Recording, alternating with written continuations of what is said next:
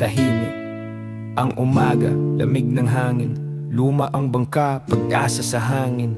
Sa dagat na di na uubos siya'y humaharap. Isang mangingisdang mag-isa sa alon nakikipag-usap. Gising bago pumutok ang araw, dalang lambat pangarap at dasal. Bawat hila ng tali, laban sa gutom. Buhay sa dagat, pag-asa sa alon. Pag-uwi, walang sasalubong. Kapit tinapay, katahimikan lang. Hanggang isang gabi, sa ilog ng bato, may puting anino, humihinga pa raw ito.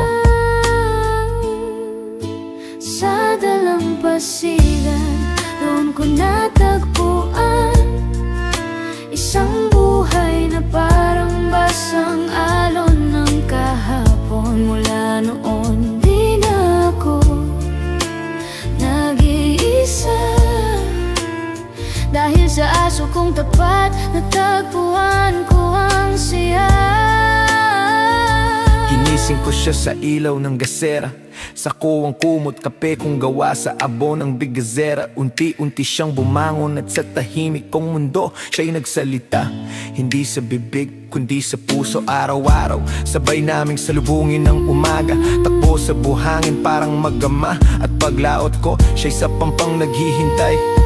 Tumatanda kaming magkasabay sa dalampasigan, araw at ulan.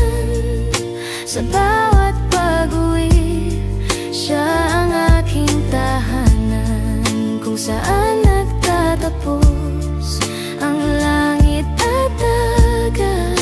Doon siya nakaupo sa pag-asang ako'y babalik.